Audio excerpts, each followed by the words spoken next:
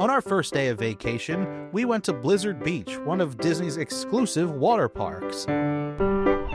Our first stop was the Lazy River, where we experienced waterfalls, tunnels, icy water attractions.